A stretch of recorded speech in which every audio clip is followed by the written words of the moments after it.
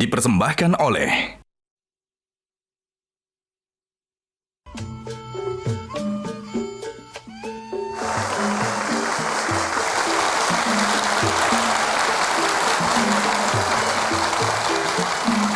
Iya, selamat malam, selamat ulang tahun Kota Jakarta yang ke-498. Kota yang tidak pernah benar-benar tidur, tapi selalu punya mimpi besar yang ingin dikejar. Kota yang terus tumbuh di kota global, namun tetap peduli pada akar budaya dan juga lokal. Jakarta hari ini terus menata wajahnya, merancang transportasi publik yang semakin terkoneksi. Taman kota yang lebih asri sebagai ruang rekreasi dan untuk warga bisa saling berinteraksi. Tapi sebelum kita memulai bincang-bincang pada malam hari ini, izinkan saya menyapa para hadirin semua dan juga pemirsa di manapun Anda berada dengan sebuah pantun. Boleh nggak? Boleh. Jalan-jalan ke kota tua. Jangan lupa jajan kerak telurnya. Selamat ulang tahun Kota Jakarta. Semoga makin global dan berbudaya. Tepuk tangan untuk Jakarta. Satu lagi, saya mau mengecek semangat dari para penonton yang ada di sini. Jakarta milik bersama. Mantap. Udah ya, tanpa perlu berlama-lama, langsung kita sambut bersama. Inilah Gubernur DKI Jakarta, Bapak Pramono Anung. Tepuk tangan yang meriah. Assalamualaikum. Waalaikumsalam. Mas Pram, silahkan. Hari ini khusus kita merayakan ulang tahun Kota Jakarta. Sampai bajunya pun menyesuaikan jadi orange ya, warna Jakarta dan none Betawi, Mas Pram. Mas Pram gimana, apa kabar? Baik, alhamdulillah, sehat, gembira, nyaman, aman, dan mudah-mudahan seluruh warga Jakarta seperti yang saya alami. Oh gitu ya, semoga perasaannya juga ceria, senang gitu ya, tetap bersemangat membangun Kota Jakarta ya Mas Pram. Semangat banget. Semangat banget. Dan saya bersyukur dibantu oleh orang-orang yang mencintai Jakarta yang ada di balai kota dan juga ada di kelurahan, di kecamatan, pasukan oranye, pasukan merah, pasukan hijau, pasukan biru, luar biasa. Tepuk tangan, ini semua pasukannya hadir pada malam hari ini. Kenapa pasukan-pasukan oranye, biru, semua yang tadi Mas Pram sebutkan ini semangat luar biasa dan Mas Pram merasa sebagai Gubernur Jakarta mereka sangat mendukung agenda dan juga target dari Gubernur Jakarta. Jadi saya dalam bekerja ingin memberikan contoh. Contohnya adalah setiap hari Rabu ASN diwajibkan naik kendaraan publik. Walaupun hujan seperti kemarin, saya juga bagian dari sama-sama dengan para semua yang ada hadir di sini. Dan itu pasti dilihat juga oleh para staf, bawahan kita. Dan inilah yang saya rasakan, kenapa kemudian sekarang suasana di balai kota, bukan karena saya yang merasakan, tetapi semua orang pasti merasa nyaman, merasa gembira, dan bekerja dengan sungguh-sungguh. Dan yang paling penting adalah kebersamaan itulah yang memperkuat kenapa kemudian saya menaruh harapan cukup besar mudah-mudahan dalam era kepemimpinan saya dan Bang Dul Jakarta menjadi lebih baik. Amin. Kita doakan semua semoga tercapai semangat dan juga tadi target dari Mas Pram dan Bang Dul menata Kota Jakarta, membangun kembali. Mas Pram, ada yang bertanya juga kira-kira Mas Pram kurang lebih udah 4 bulan jadi Gubernur Jakarta. Sesuai ekspektasikah atau ada yang menjadi kejutan ketika menjalani peran sebagai Gubernur Jakarta? Jadi ketika saya bersosialisasi yang disebut dengan kampanye atau apapun lah, hampir saya tidak pernah menjanjikan sesuatu yang bersifat fisik. Yang saya janjikan adalah bagaimana memperbaiki hal yang mendasar, sekolah, kesehatan, dan sebagainya.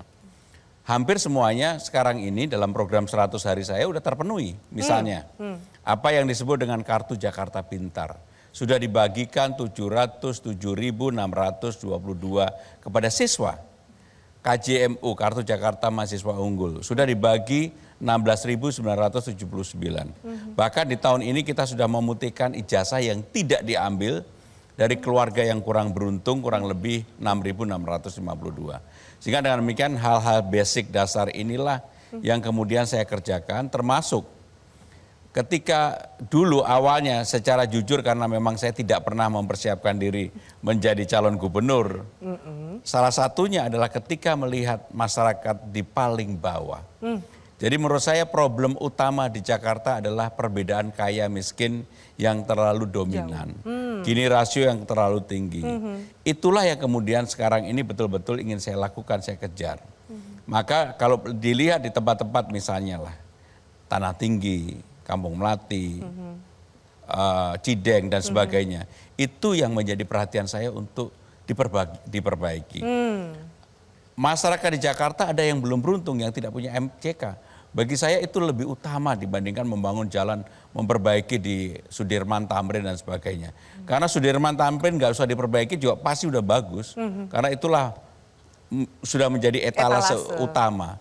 Maka sekarang ini betul-betul saya 100 hari sudah lewat, apa yang dulu saya janjikan ketika di awal, mudah-mudahan masyarakat bisa melihat apa yang saya kerjakan itu ada perubahan secara signifikan. Termasuk merubah Transjakarta menjadi Trans Jabodetabek. Orang sekarang dari mana-mana merasanya lebih gampang, misalnya lah Alam Sutra Blok M, Bogor Blok M, PIK 2 Blok M, Vide Bekasi, Cawang, dari Sawangan, Depok ke Lebak Bulus. Dan minggu depan ini kita akan buka dari Bekasi melalui tol Becakayu sampai dengan Duku Atas. Dan inilah yang kemudian secara langsung dirasakan bukan hanya warga Jakarta tapi warga Jabodetabek. Dan mereka kalau saya ketemu di mana-mana mereka bersyukur bahwa itu sekarang ada. Gitu ya. Jadi lebih menantang atau lebih mudah gitu jadi gubernur atau jadi menteri? Dulu waktu jadi menteri 2 periode saya penjaga dapur. Sebagai chef penjaga dapur memang saya tidak tampil di ruang publik. Kalau kerja mikir sebenarnya lebih mikir ketika jadi menteri. Karena menyiapkan konsep. Menyiapkan blueprint untuk pembangunan Indonesia jangka menengah panjang dan sebagainya. Tetapi kalau ditanya mana yang lebih mengembirakan, secara jujur saya jauh lebih gembira sebagai gubernur Jakarta. Oh, alhamdulillah. Semoga warga Jakarta juga sama gembiranya dengan gubernurnya, Mas Pram. Jadi sekarang ini ada hari yang betul-betul saya tunggu, yaitu hari Rabu. Karena di hari Rabu lah saya naik transportasi umum, bisa berdialog dengan masyarakat, bercerita, dan saya biasanya yang memulai menanyakan duluan, kamu kemana, mau kemana, bagaimana kehidupan keluarganya, pendidikan dan sebagainya. Bahkan dalam perjalanan di bus itulah beberapa hal bisa diselesaikan. Kalau di momentum ulang tahun Kota Jakarta sekarang tentu ada yang istimewa yang ingin dipersembahkan, ya kan, sebagai gubernur dan wakil gubernur yang baru. Apa saja kira-kira Mas Pram yang ingin diberikan kepada warga Jakarta di ulang tahun kali ini? Jadi yang paling utama kan sekarang kita sudah memulai tradisi baru, ada taman-taman yang dibuka 24 jam. Salah satunya adalah lapangan banteng. Biasanya ulang tahun Jakarta itu ada di Monas atau di Ancol. Kali ini saya meminta diadakan di lapangan banteng. Kenapa di lapangan banteng? Karena memang tema utamanya ulang tahun adalah Jakarta sebagai kota global dan berbudaya. Lapangan banteng itu kalau Afi datang sekarang pasti terkejut. Karena sudah betul-betul menjadi taman yang menurut saya skalanya nggak kalah dengan taman-taman utama di negara-negara maju. Bahkan menurut saya dibandingkan dengan Central Park, Botanica Garden, nggak kalah. Kamu harus lihat. Masa nih? Di sana banyak sekali komunitas yang hadir, ada air mancur, ada lampu-lampu. Pokoknya udahlah, kamu Afi harus datang ke lapangan banteng dan juga taman-taman yang dibuka 24 jam. Awalnya semua orang ragu, khawatir. Jangan-jangan menjadi tempat mesum. Jangan-jangan nggak terurus dengan baik. Sekarang setelah banyak orang melihat, termasuk perpustakaan yang kami buka sampai dengan jam 10 malam, semua orang mengapresiasi itu.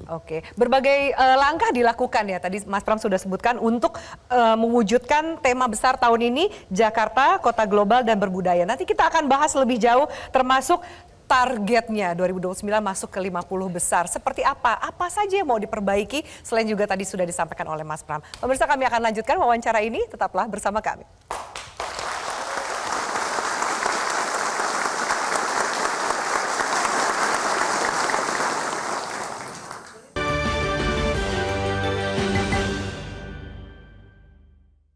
Dipersembahkan oleh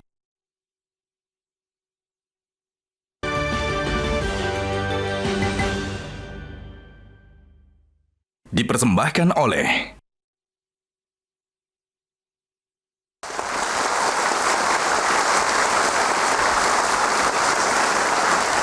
Terima kasih Anda masih bersama kami. Saya masih bersama dengan Gubernur Jakarta. Mas Pram, kita lanjut. Bicara soal target ambisius. Sesuai dengan tema besar tahun ini, Jakarta Kota Global dan Berbudaya. Ada target 2029 Jakarta masuk ke 50 besar kota global. Tapi kan ini indikatornya banyak sekali.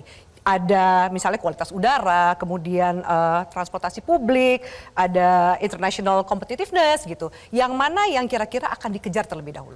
Jadi saya kebetulan mempelajari secara detail apa yang dilakukan oleh Kearney yang mensurvei itu. Jakarta sekarang nomor 74 dari 156. Kenapa Jakarta tidak bisa top 50? Salah satu problem utamanya adalah di urusan sumber daya manusia, SDM-nya. Sehingga dengan demikian kenapa saya secara khusus melakukan perbaikan SDM di Jakarta. Tingkat pendidikan, orang kemudahan untuk karirnya, termasuk job training yang selalu ada. Dan termasuk karena di ruangan ini ada pasukan-pasukan berbagai warna, saya betul-betul menaruh harapan. Misalnya sebagai contoh lah, pasukan Orange dulu PPSU itu syaratnya SLTA.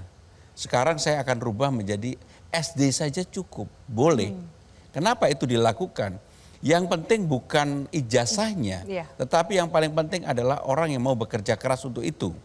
Memang pasukan ini, pasukan Orange ini dibutuhkan untuk itu. Bukan dibutuhkan oleh orang yang kemudian harus berpikir terlalu tinggi.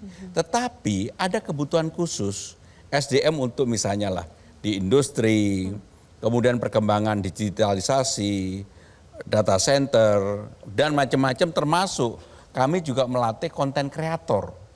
Nah inilah yang dulunya tidak pernah dimiliki tidak dipersiapkan secara baik oleh Jakarta. Salah satunya adalah SDM.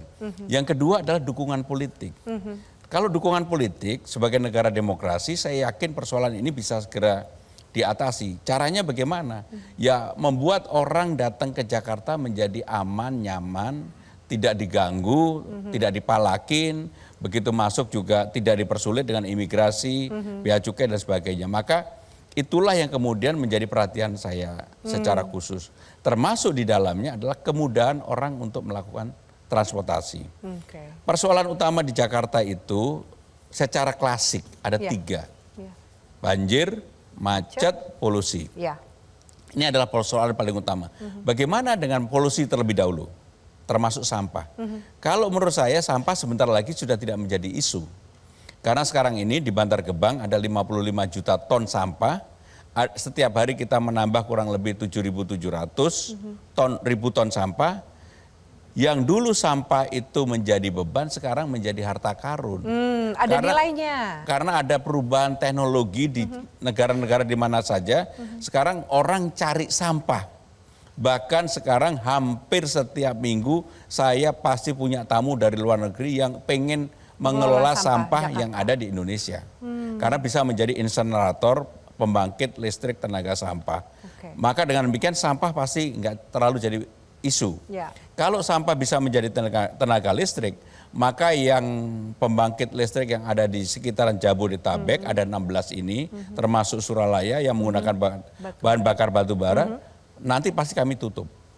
Karena udah cukup menggunakan listrik yang bisa dari sampah ini. Sehingga dengan demikian apa yang disampaikan oleh Bapak Presiden Prabowo untuk urusan sampah, Jakarta betul-betul siap untuk mensukseskan apa yang menjadi program pemerintah pusat dalam hal ini Pak Presiden Prabowo. Sehingga dengan demikian untuk urusan polusi sampah akan teratasi. Kemacetan, kenapa kemudian kami membuka yang namanya Trans Jabodetabek? supaya orang mau berpindah dari menggunakan kendaraan pribadi menjadi menggunakan kendaraan umum. Ya. Maka kemudian kami bukalah beberapa transportasi dan sebagainya. Kalau ini sudah bisa dilakukan, karena gini, di Jakarta ini sekarang konektivitasnya sudah 91%. Iya. Tapi yang digunakan baru 21%. Maka inilah yang akan kami naikkan. Nah, di dalam kota Jakarta ada 15 golongan sudah kita gratiskan. Termasuk ASN. Makanya kalau ASN nggak bisa protes sama saya hari Rebu, saya wajib. Harus. Karena udah gratis. Udah gratis, apalagi gitu. Termasuk 14 golongan lainnya. Iya. Nantinya kalau Trans Jabodetabek sudah jadi, 15 golongan itu tidak hanya Jakarta tapi di luar Jakarta juga. Karena problem macet di Jakarta itu pagi hari ada 4 juta orang masuk ke Jakarta, sore hari mereka pulang ke kediamannya masing-masing. Itulah penyebab kemacetan utama. Kalau itu bisa diatasi maka persoalan kemacetan bisa diselesaikan. Mas Pram, tapi ada juga yang mengatakan tapi macetnya jadi pindah. Karena naik transportasi umum macetnya jadi di stasiun atau kemudian macetnya jadi di halte. Ya, gitu. apapun yang paling penting kalau kemacetannya bisa dikurangi di tempat-tempat yang jalan utama, pasti ini akan membawa dampak yang... Karena gini, kemacetan di Jakarta setiap tahunnya hasil survei dari Kementerian Perhubungan kurang lebih 100 triliun.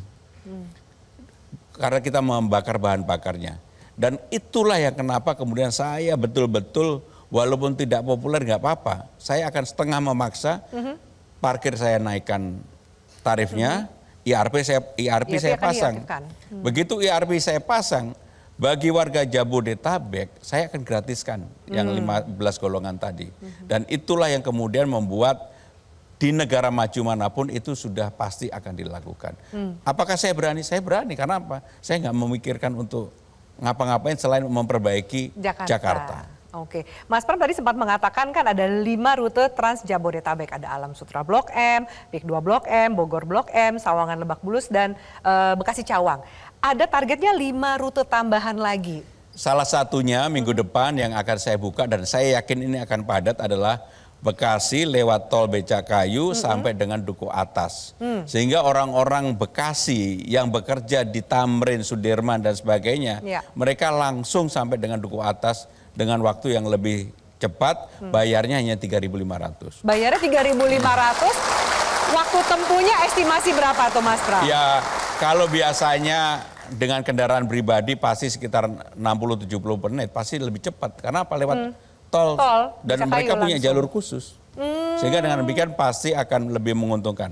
Contoh lagi, Bogor Blok M, dulu orang kalau dari Bogor Blok M jam rush hour, jam macet, jam padat, itu pasti 90 menit lebih. Sekarang mereka menggunakan Trans Jabodetabek hanya antara 70 menit. Dan itu bayarnya juga 3.500. Ya, nanti yang seperti ini kalau kemudian masyarakat sudah merasa aman, nyaman naik Trans Jabodetabek. Dan saya sudah membuktikan sendiri, fasilitas bus kita nggak kalah sama di kota-kota dimanapun. Bersih, ber-AC, rapi, dan sangat sekarang ini paling 10-15 menit waktu untuk menunggunya. Termasuk yang dari Bogor sekarang yang awalnya saya perkirakan hanya 2.000 sehari, sekarang sudah 6.000 sehari. 6.000 penumpang? Penumpang seharinya. Bisa dikatakan itu jadi indikator kesuksesan? Iya pasti, termasuk dari PIK 2 ke Blok M, yang awalnya kami perkirakan antara 1.500 sampai dengan 6.000, sekarang udah di atas 5.000. Artinya orang dengan kesadaran sepenuhnya naik transportasi itu. Dan itu mengurangi jumlah orang menggunakan kendaraan pribadi. Mas Pram kan juga yang wajib menggunakan transportasi publik seperti Mas Pram katakan, hari Rabu menjadi hari yang ditunggu-tunggu, bener kali ya. Di ASN juga harusnya merasa seperti itu. Awalnya pasti ASN ngomel-ngomel sama saya. Kayaknya ada banyak yang curhat di media sosial sebenarnya. Tapi sekarang mereka taat dan patuh. Tingkat ketaatan dan kepatuhannya berapa persen Mas Pram? Jadi saya mendapatkan laporan dari Kepala Dinas Perhubungan maupun dari Direktur Utama Transjakarta di atas 98%. Di atas 98%? Karena saya sederhana aja, kalau nggak mau dibina, dibinasakan aja. Waduh, ngeri-ngeri juga ya Gubernur Jakarta ya, kalau nggak bina. Nah seperti ini nih ya kan Mas Pram, ini kita putarkan saat Mas Pram naik kendaraan umumnya Transjakarta nih Mas. Ya. Saya menikmati, sungguh saya menikmati. Mungkin karena gubernurnya yang naik, warga Jakartanya belum tentu, mungkin desak-desakannya masih Enggak, ada. ya, sama aja. Nah, ini karena banyak yang ngajak foto nih Mas Pram. Apa curhatan yang paling sering Mas Pram dengar ketika bertemu dengan warga Jakarta yang sama-sama naik transportasi Jadi umum? saya mendapatkan curhat berbagai hal. Kalau ASN, biasanya begini, ada satu lurah datang ke saya, Pak Gubernur, apa kabar? Saya lurah udah 10 tahun. Kok lurah kamu 10 tahun? Di mana? Satu tempat. Begitu dia ngomong gitu sebenarnya apa sih? Pengen dipindah. Supaya naik Itu jabatan. kode Pak Lurah Dan ya? saya langsung, selama yang begitu gak ada bad recordnya, saya minta untuk yang seperti itu dipindah. Karena gak bagus juga. Satu orang bertugas di satu tempat sampai Terlalu dengan lama. 10 tahun. Tetapi kebanyakan yang dicurahkan adalah persoalan keluarganya. Ada yang kemudian anaknya tidak mendapatkan KJP, tapi setelah kemarin KJP-nya keluar mereka berterima kasih. Bahkan ketika saya ini kan orang yang nggak pernah merayakan ulang tahun, ketika ulang tahun beberapa warga datang khusus untuk ngasih bunga karena mereka dapat KJP dan itu yang membuat saya terharu. Atau mendapatkan KJMU. Jadi inilah yang kemudian menurut saya membuat warga masyarakat di Jakarta lebih riang gembira. Oke, tepuk tangan dulu untuk Gubernur Jakarta kita. Jadi cintanya tulus nih ya, karena memang kalau Mas Pram mengurusi Jakarta dengan tulus juga itu energinya akan berbalik, warga juga merasakan perubahannya dan bisa menyampaikan terima kasih itu. Saya sungguh sangat merasakan ketika di mana-mana. Dulu ketika orang belum mengenal saya kan bebas. Memang saya orang yang suka jalan kaki kemana-mana. Termasuk Car Free Day hampir ikut terus. Sekarang kalau Car Free Day orang udah nggak bisa, saya udah nggak bisa menyembunyikan diri lagi. Iya. Walaupun pakai topi dan sebagainya Tetap pasti ketahuan ya? ketahuan orang minta. Tetapi di situ saya merasakan bahwa kegembiraan, kebahagiaan masyarakat. Dan memang selama ini kan saya juga nggak terlalu senang untuk dikawal yang berlebihan. Jadi paling satu orang yang menemani sehingga saya punya kebebasan kemana-mana. Dan saya merasakan bagaimana wajah-wajah masyarakat yang termasuk dalam membangun, saya lebih mengutamakan proses dialog itu terjadi. Termasuk sebentar lagi pasti akan ada sedikit kehebohan karena normalisasi Sungai Ciliwung akan dilakukan. Penloknya sudah saya tanda tangani. Pasti beberapa orang harus mau tidak mau berpindah dari tempat itu. Nah, saya berpesan kepada balai kota, aparatur balai kota, yang paling penting adalah lakukan pendekatan sebaik mungkin. Dan masyarakat yang terkena dampak itu, walaupun mereka bukan yang mempunyai hak untuk menempati, tetapi perlakukan secara manusiawi. Maka kemarin ketika habis Lebaran kan terjadi peningkatan lonjakan orang masuk ke Jakarta karena kondisi ekonomi. Saya menyampaikan nggak ada operasi justisia. Semua orang mempunyai kesempatan untuk masuk ke Jakarta. Kesempatan yang sama. Sama. Untuk menikmati Jakarta ini. Hobi main sepeda masih? Hobi main sepeda masih karena itu adalah hobi saya pribadi. Dan ketika saya bersepeda juga sebenarnya teman-teman balai kota banyak yang pengen ikut. Tapi saya mengatakan, pertama mereka pasti nggak bisa sepedaan sama saya. Karena saya udah termasuk sepedaan nggak kekejar gitu ya? Nggak kekejar yang kenceng. Yang kedua, itu adalah saya ketika bisa punya waktu sendiri. Bersama, me time-nya adalah quality time-nya itu? Ketika bersepeda. Dan kemudian ketemu berbagai kelompok komunitas yang ada di Jakarta. Oke, jadi dari belakang aja ngikutinnya ya. Baik Mas Pram, kita harus jeda lagi. Pemirsa, kami akan bahas soal, tadi sempat juga diangkat, soal taman kota. Seperti apa keresahan warga, termasuk kami juga akan putarkan curhatan warga Jakarta yang kami rekam untuk didengarkan oleh Mas Pram. Usai jeda pemirsa, tetaplah bersama kami di Metro TV.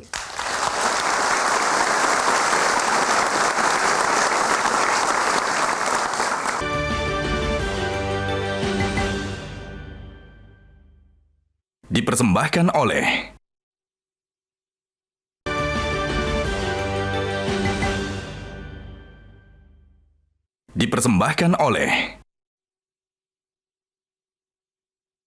kebijakan seperti membiasakan aparatur sipil negara untuk naik kendaraan umum itu udah lumayan bagus karena memancing para pegawai, baik itu pegawai negeri maupun yang swasta untuk naik kendaraan umum itu kan bisa mengubah ataupun juga mengurangi kemacetan di Jakarta. Tapi memang kemacetan juga belum terlalu berkurang banget ya. Kalau perubahan ya signifikan sih belum terlihat memang ya. Cuman kalau memang dibandingkan dari kepemimpinan yang sebelumnya, tentunya juga kita harus apresiasi juga ya adanya perubahan-perubahan, kemudian juga terkait dengan integrasi transportasinya seperti itu kan. Saya pernah lihat kayak ada beberapa bis yang khusus wanita dan itu cuma ada 1 atau 2 aja saya lihatnya. Mungkin bisa ada khusus bis untuk wanita. Diperbanyak. Iya, diperbanyak. Harapannya semoga Jakarta jadi lebih terarah aja sih, termasuk juga soal kebijakan-kebijakannya. Aku harap juga lebih progresif gitu dan lebih proaktif memberikan pelayanan kepada masyarakat. Iya. Mas Pram, itu curhatan warga Jakarta. Dinilai sebenarnya sudah mulai terasa ada perubahan, tapi tetap macet dan juga tadi sempat disampaikan mungkin untuk Transjakarta bisa ditambah armada untuk wanitanya. Ada yang mau ditanggapi lebih jauh, Mas Pram? Yang pertama sebenarnya semua moda transportasi Transjakarta ada ruangan khusus untuk wanita. Memang belum cukup. Kemacetan apakah masih macet atau enggak? Masih macet. Belum secara signifikan berubah. Tetapi kalau dibandingkan dengan sebelumnya, contohnya setiap hari Rabu, saya dilapori oleh Dirut Transjakarta, ada kenaikan orang menggunakan Transjakarta itu kurang lebih 100 sampai dengan 120.000 orang. Kenapa itu terjadi? Karena 62.000 orang itu ASN dan keluarganya. Maka penambahannya hampir kali 2 kan. Iya, karena Sehingga, kebijakan baru itu. Karena kebijakan baru. Iya. Awal-awalnya pasti banyak yang menggerutu, tapi sekarang udah hampir nggak ada. Semua menikmati untuk itu. Bahwa kemudian belum sempurna, iya. Ini kan baru 3,5 bulan. Sabar baru dulu 4 gitu bulan. ya. Jangan-jangan harinya mau ditambah kali.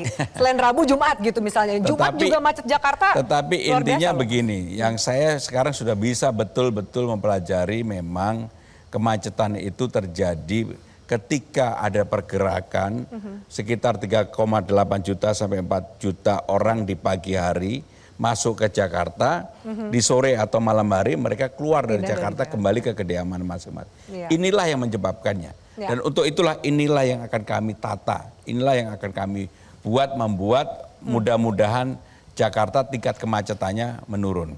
Tetapi yang paling senang 2-3 hari yang lalu ada survei TomTom. TomTom itu yang mensurvei tentang kemacetan di dunia. Ya. Selama ini Jakarta selalu masuk 20 besar.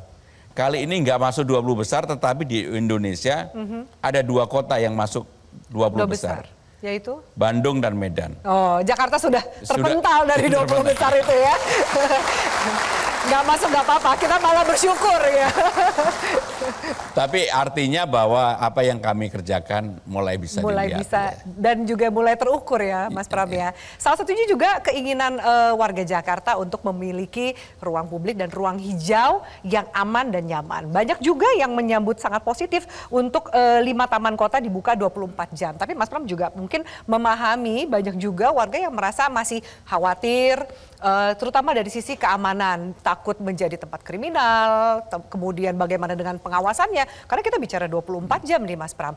Apa yang mau disampaikan ketika sebenarnya banyak warga yang ingin menikmati ruang hijau itu, tapi mungkin masih ada rasa khawatir dari sisi keamanannya? Sampai dengan hari ini kami, dan mudah-mudahan enggak, kami belum mendapatkan laporan mengenai kriminalitas. Bahwa ada laporan di sosial media orang yang pacaran. Ya namanya taman nggak boleh orang pacaran kan juga nggak mungkin. Pacaran kayaknya juga jadi kebutuhan warga Jakarta loh Mas Pram. Ya benar nggak? Tepuk tangan dulu dong. Maka untuk itu kalau hanya pacaran dan masih sopan saya nggak ini. Tetapi orang yang tidak tahu semuanya ada CCTV-nya. Dan CCTV itu bisa memberikan peringatan kepada orang itu. Karena ada mic-nya dan sebagainya, diingatkan bahwa ini nggak boleh dan sebagainya. Tapi kalau melihat respon yang sekarang, hampir semua masyarakat mengapresiasi. Karena disitulah bisa bersilaturahmi, bertemu dengan saudara, pacaran juga nggak apa-apa. Kemudian juga tempat curhat. Sehingga kalau curhat nggak perlu beli mobil curhat, itu aja cukup gitu.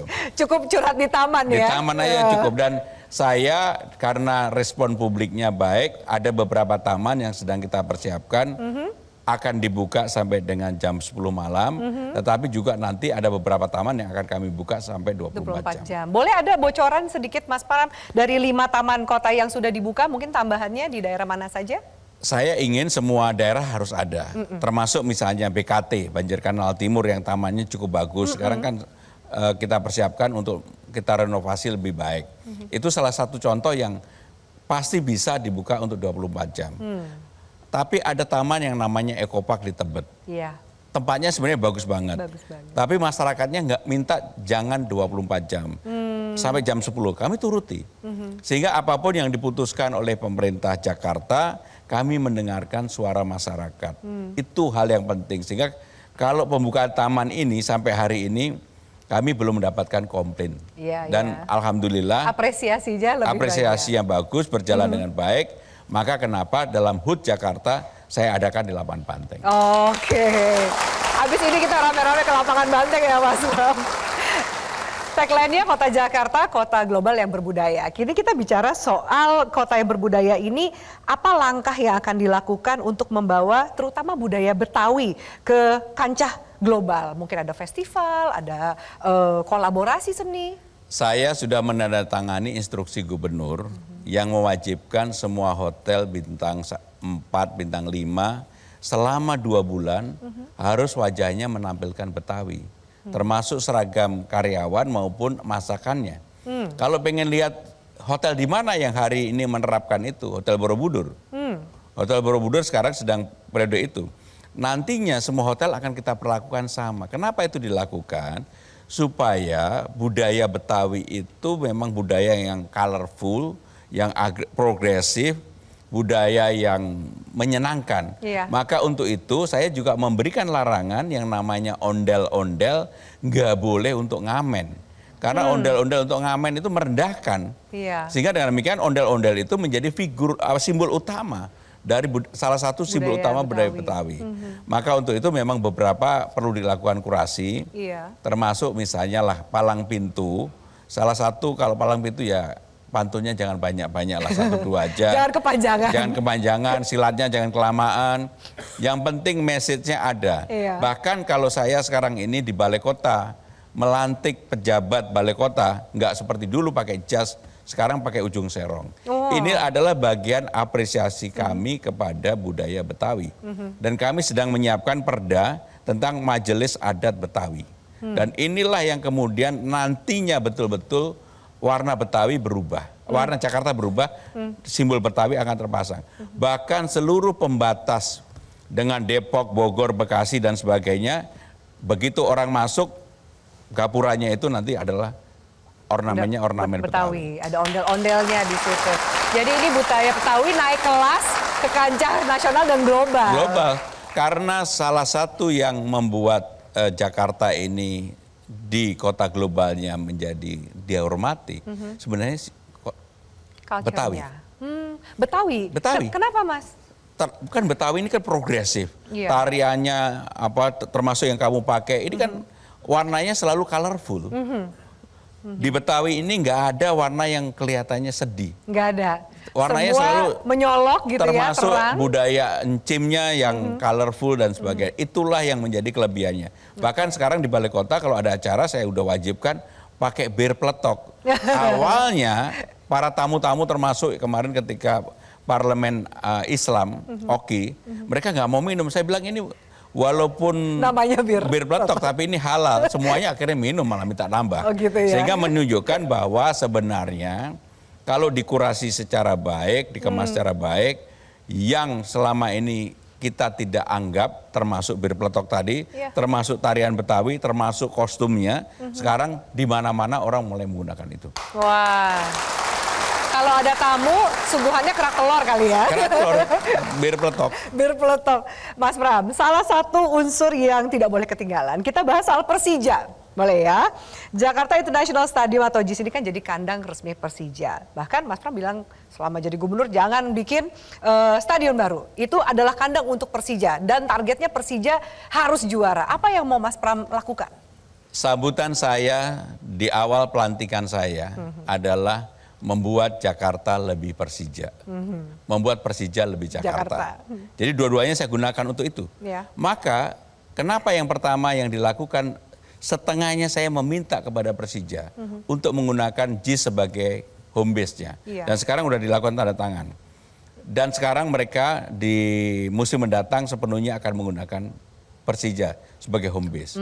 JIS. Tetapi untuk itu saya juga harus memberikan kemudahan. Iya. Pajak tontonannya saya kurangi. Ada 30 bus yang sekarang kami branding dengan Persija.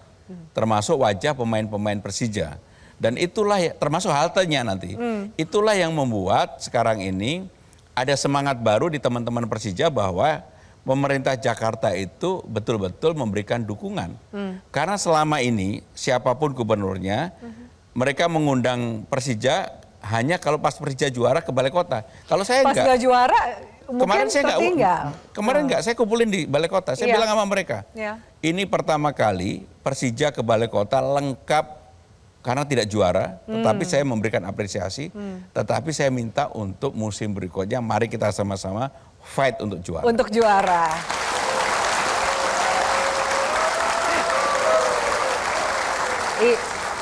Nah ini tuh soal JIS juga, tapi antara pendukung Persija sama yang suka nonton konser nih suka akhirnya ini jadi JIS-nya tuh buat Persija apa nonton bola apa nonton konser? Banyak juga yang mengatakan kayak gitu Mas. Bagaimana tuh nanti ngatur jadwalnya? Ya pertama jadwalnya harus diatur, tetapi yang persoalan utama JIS apakah itu konser maupun pertandingan bola, parkirnya. Iya. Maka saya sudah meminta antara JIS dengan Ancol itu disambungkan, dihubungkan.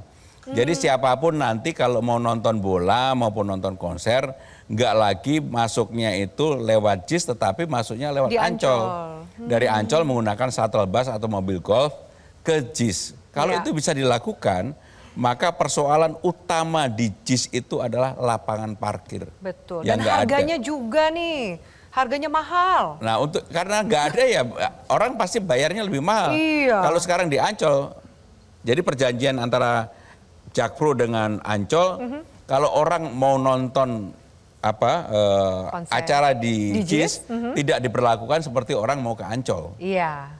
Tarifnya pasti lebih murah karena dikenakan parkir saja. Gitu. Tapi ini akan menjadi penghasilan baru buat Ancol. Buat Ancol ya. Semoga ini jadi win-win solution bagi yang mau nonton bola dan juga mau nonton konser gitu ya Mas Pram. Satu lagi kita bicara soal Formula E Mas Pram. Kita tahu bahwa tahun ini kembali digelar dan masuk agenda di HUT Jakarta 498. Bagaimana Mas Pram melihat posisi Formula E ini bisa meningkatkan branding dari kota Jakarta sendiri? Ya jadi Jakarta ini untuk Formula E termasuk yang salah satu kota yang ditonton televisi dunia tertinggi. Nah untuk itu betul-betul saya meminta kepada panitia untuk bagaimana tidak sekedar menyelenggarakan saja. Tetapi mensosialisasikan terutama bagi anak-anak muda.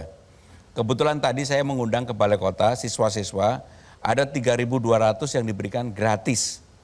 Tiket gratis untuk Tiket- nonton Formula E? Formula E, termasuk kemudian guru-gurunya ada 200 pendampingnya. Sehingga dengan demikian kenapa ini kami berikan, supaya anak-anak muda Jakarta ini mempunyai pengalaman baru nonton Formula E secara langsung. Dan saya mendapatkan laporan respon publiknya sekarang ini juga luar biasa, karena baru kali ini dukungan real Balai Kota itu sepenuhnya. Bahkan saya udah 3-4 kali acara untuk Formula E ini saya hadir terus. Kita harus jeda, nanti ada tantangan yang kami sudah siapkan untuk Mas Pram. Usai jeda, tetaplah bersama kami.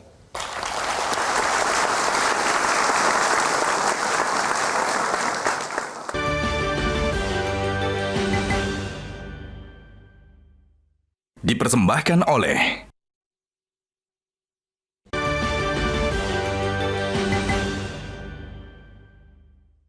Dipersembahkan oleh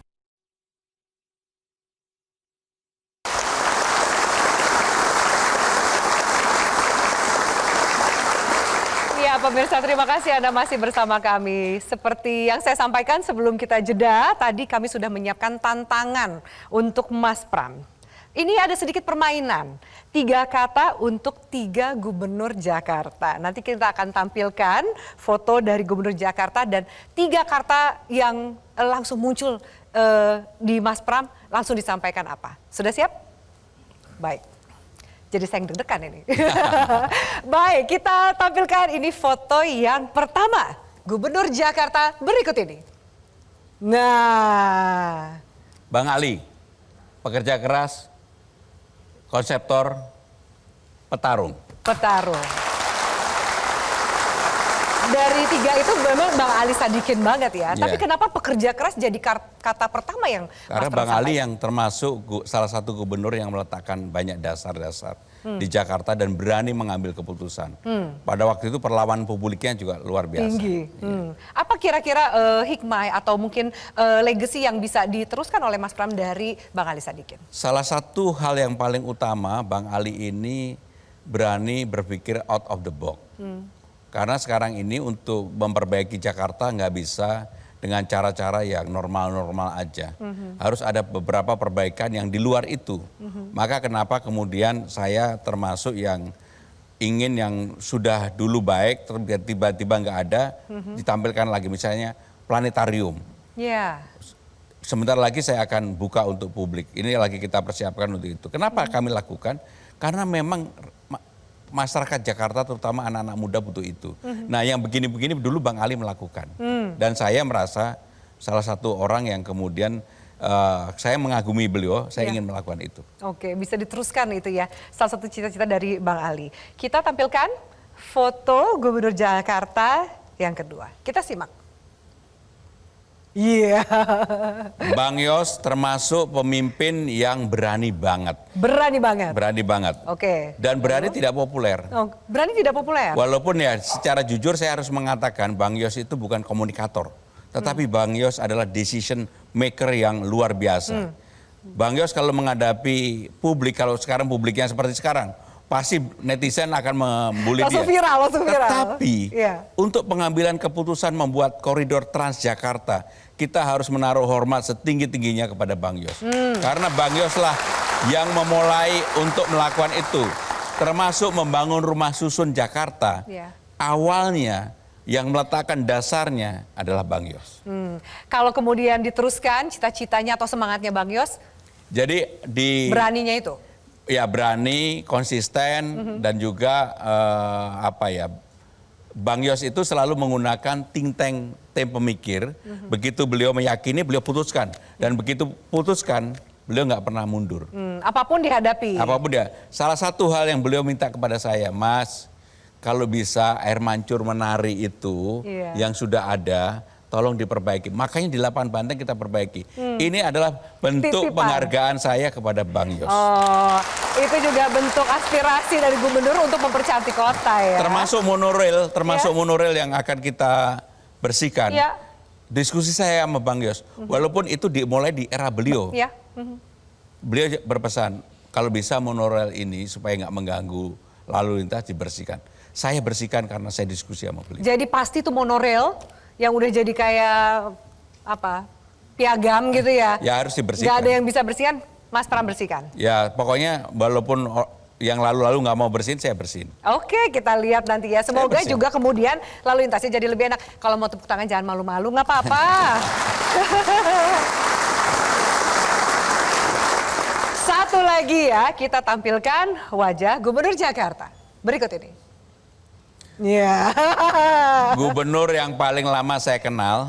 Saya 21 tahun sama beliau.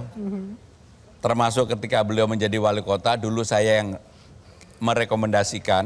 Karena saya pada waktu itu wakil sekjen dan sekjen, saya yang tanda tangan. Tetapi saya 10 tahun membantu beliau sebagai menteri sekretaris kabinet.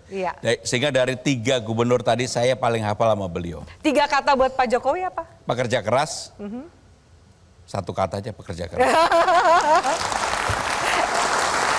Enggak, pekerja keras, dan saya karena pernah menjadi menteri beliau, saya menjalin hubungan baik dengan beliau sampai hari ini.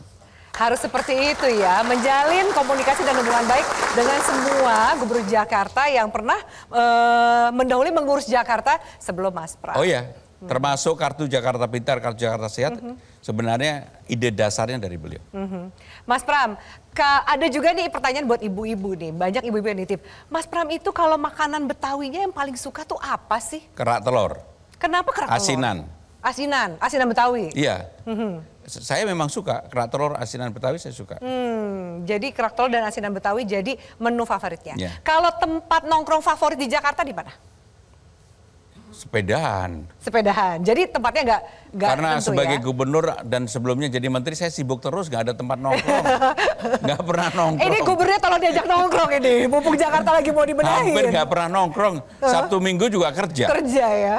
Bahkan Sabtu ini full seharian penuh, Minggu juga full seharian penuh. Karena bulan Juni kan mau ulang tahun Jakarta pasti full ya kan. Tapi memang saya nggak pernah nongkrong, Afi. Gitu ya.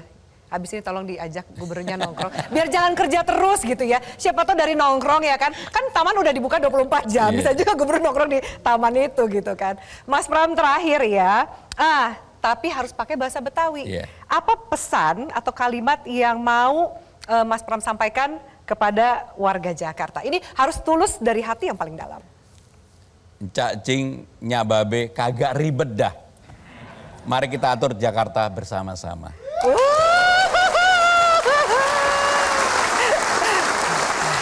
Terima kasih banyak Mas Pram. Terima kasih. Seru sekali diskusinya. Rasanya nggak pengen udahan nih, tapi ternyata agenda Mas Pram yang padat. Kita harus menyudahi diskusi ini. Selamat ulang tahun Kota Jakarta, Mas Terima Pram. kasih, Afi, Yang terima tercinta, kasih. kita doakan sukses selalu Amin, membangun amin, Kota amin. Jakarta Amin. yang lebih global dan berbudaya. Terima Amin. kasih. Amin. Dan pemirsa, terima kasih banyak atas atensi Anda. Itu tadi wawancara dan diskusi singkat kita bersama Guru Jakarta Pramono Anung. Terima kasih. Selamat malam. Sampai jumpa. Selamat ulang tahun Kota Jakarta.